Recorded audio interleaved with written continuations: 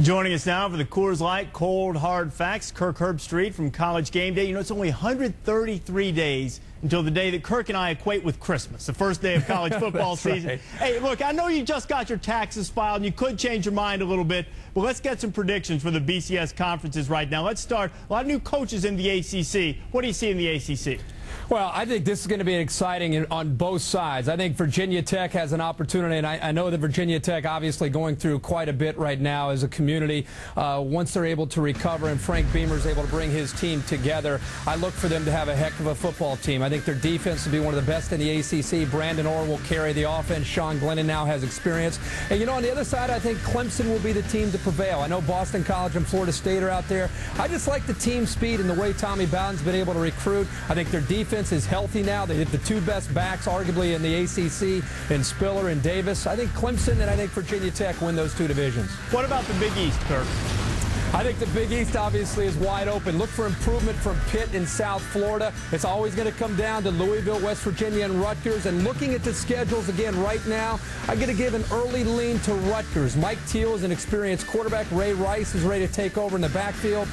Kenny Britt, they have experience there at wide receiver. Their defense is always going to be tenacious. I'll give an early lean right now before the freshmen come in to Rutgers because of the schedule. A little bit of a surprise there over West Virginia. What about the Big Ten? The Big Ten I see is a four-team race at this point. Obviously, Ohio State and Michigan are always going to be up there. Penn State with Anothony Morelli at quarterback returning. Wisconsin and Brett Bielema in his second year. And looking at it right now, I really believe that Wisconsin and Penn State could be in the driver's seat in this conference. And you could have four of these teams at 7-1 or 8-0 late in the year. So it's going to be very interesting down the stretch in the conference. But I give an early favorite to Wisconsin and Brett Bielema. If they can figure things out at quarterback, this team should be very, very talented. Can anybody in the Big 12 stop that Oklahoma-Texas dominance?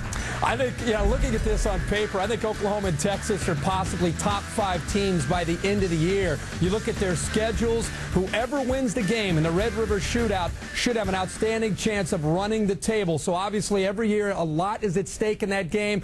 I think right now Oklahoma, because they have better defensive personnel on paper, I give them an edge. Even though they don't have Adrian Peterson, we don't have the quarterback experience. We saw a glimpse of DeMarco Murray in their spring game. I think there's enough experience there to give Oklahoma an edge. And Missouri, I think, because they get Nebraska at home, will maybe be the team coming out of the North. But I like Oklahoma right now to edge out Texas. Most believe USC will be #1 in the nation. Are they #1 in the Pac-10 to you? Well, I think they're #1 in every category. Pete Carroll, you can just read between the lines and listening to him talk about this team. He has very high expectations. I think he's embracing the expectations, not running away from them. We know John David Booty. We know they have about 6 tailbacks. The only question on offense is, will they get enough improvement from the wide receivers because of the inexperience there? The offensive line will be very, very sound.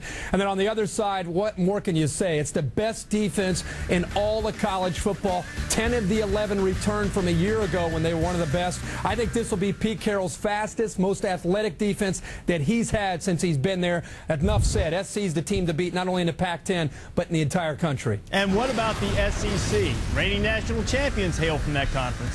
Well, of course, Florida, it's been well documented that they lost 10 of their top 12 tacklers. They lost a 4-year starting quarterback in Chris Leak. And while that sounds like a lot to overcome, the way Urban Meyer has recruited, I think they're going to be okay on the defensive side of the ball. Tim Tebow, now you're going to see the Utah spread offense that Urban Meyer made so famous because he has a quarterback willing to run. Tim Tebow had an outstanding spring, threw the ball very well. I think the pressure of dealing with the expectations now will be the biggest challenge for Urban Meyer. But I like Florida coming out of the East, and I really like this LSU team. I think a lot's been made about Jamarcus Russell leaving early. Matt Flynn will pick up the slack, have an outstanding year. He's got enough experience around him and a big offensive line. And if USC is the best defense, LSU will have #2. They got a dominant defense that'll get them to the SEC title game. He's Kirk Herbstreit, and those are the Coors Light Cold Hard Facts.